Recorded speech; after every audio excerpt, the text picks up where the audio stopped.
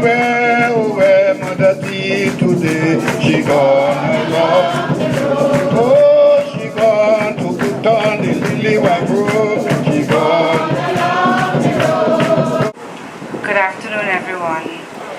And it is so great to be here at this warm and historic occasion.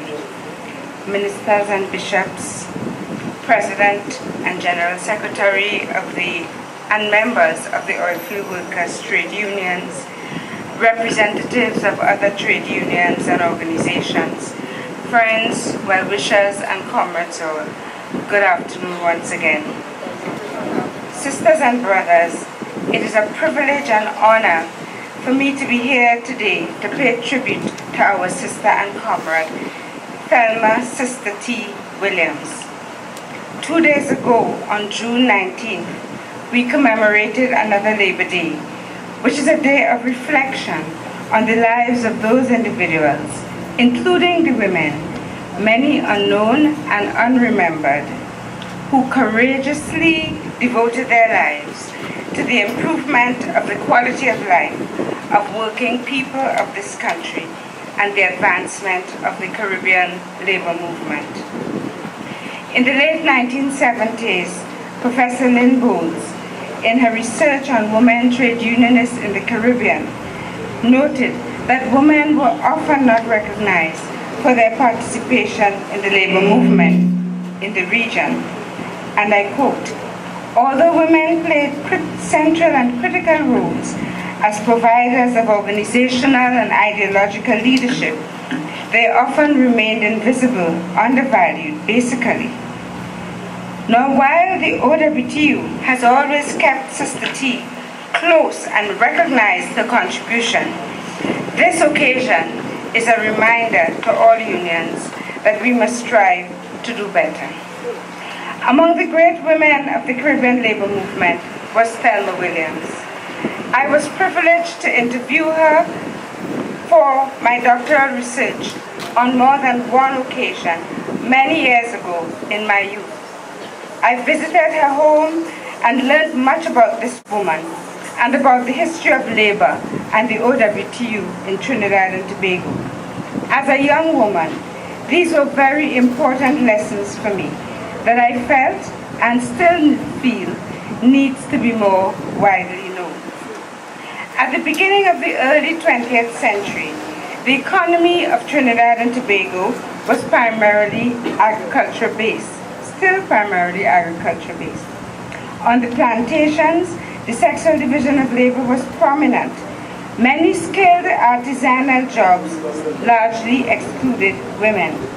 Domestic service was the largest area of women's employment in urban areas and in the expatriate communities surrounding the oil fields in South Trinidad.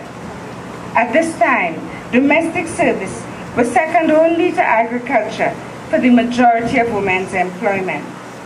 For many of these women in the early 20th century, earning a living was a normal way of life. We tend to believe that long ago women stayed in the home and today they are working outside the home. But from the majority of women in Trinidad and Tobago in the post-slavery and early 20th century, working outside of the home was a normal way of life. Many were breadwinners and providers for their households, and in essence, they were workers too. They were therefore a natural constituency for the early labor organizations.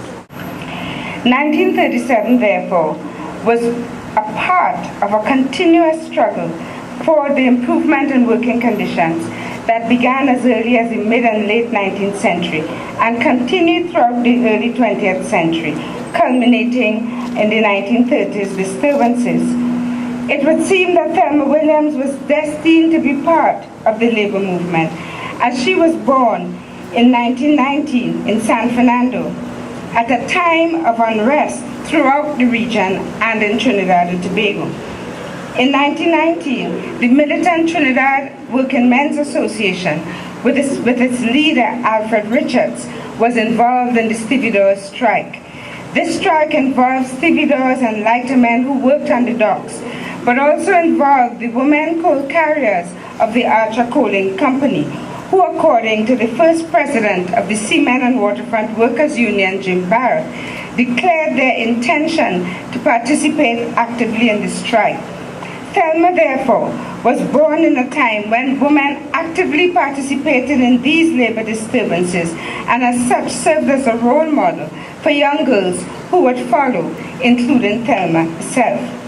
As she grew, she would also witness the increased role of women within formal labor organizations, because at that time, labor organizations, not yet trade unions, were much more inclusive structures than they are today. Those organizations at that time would include all occupations and would even include the self-employed as well as wage workers who could be members. Captain Cipriani, who THELMA felt was an individual she always admired, continued the TWA tradition of organizing women's sections, with 2 women's sections in Port of Spain by 1927. It was these women who led the Trinidad Working Men's Association, later the Trinidad Labour Party, juvenile sections for girls and boys. And these girls and boys would be exposed to the TWA brand of labor and socialism and would participate in their uniforms at their rallies and demonstrations. When I interviewed her, THELMA traced her love for labor back to her days as a member of the San Fernando Trinidad Working Men's Association juvenile section, where her mother was also a member of the Trinidad Working Men's Association San Fernando branch. And Williams, like many others of her time, was also a Butlerite. THELMA Williams' love for labor did not fade, but continued throughout her teenage years, and in fact intensified in her late teens when she was called by Daisy Crick to join the union in Superior Street, San Fernando on the 7th of February, 1938. In the presence of comrades Rojas, Whiskey, and Rienzi, she was enrolled as a member of what was then the All Trinidad Transport and General Workers Union, which was an early sister union of the OWTU, and she was enrolled by Daisy Crick with her 6 cents, as you heard before, which was all THELMA had to offer at that time. The Transport Union, as it was then known, was formed in 1938 alongside the OWTU as a general or omnibus union that could incorporate all workers who were not officially employees in the oil fields. And this was in response to the new laws that were established that created industry-based unions. Now, the largest section of the transport union was the domestic servants branch, of which THELMA Williams and Daisy Crick were both leading members. But these 2 unions operated like one union, the OWTU, and later, after much change, the All Trinidad Transport and General Workers Union would cease to exist. In 1946, Daisy Crick, a housewife and a former domestic worker, became president of the Library branch of the OWTU, and THELMA Williams became the first woman to serve on the Committee of Management of the Fyzabad branch.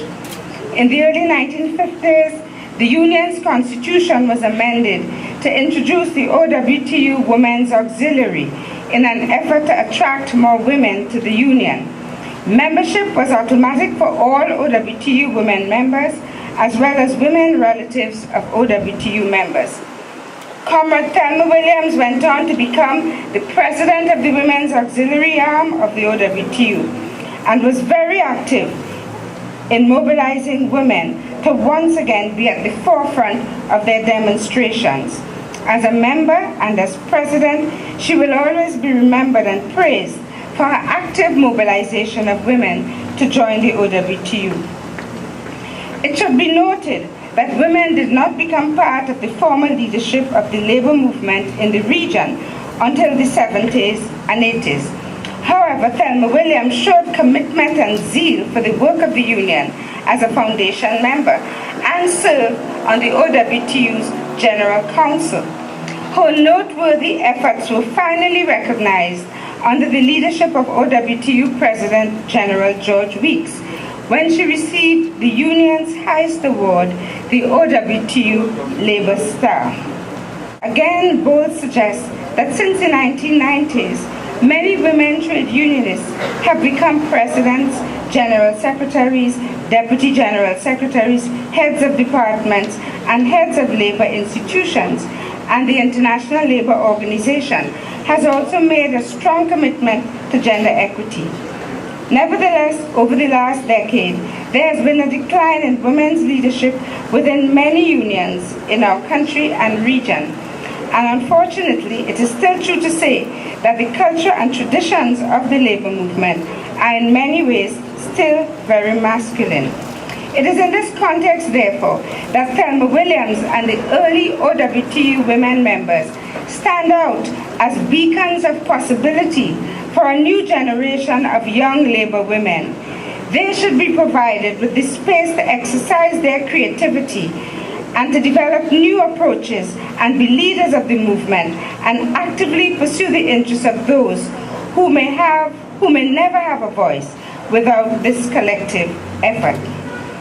Genuine loyalty, commitment to the union and all who represented it, as well as a true trade unionist in spirit, was the mark of Comrade THELMA Williams.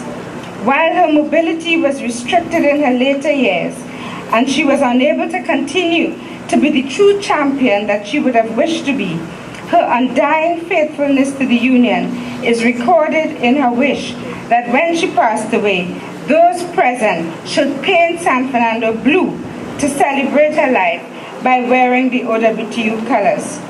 The name of THELMA Williams, as with other early women members, must be forever etched in the annals of the history of the labor movement, as well as in the history of the OWTU, and we know that that will definitely be the case.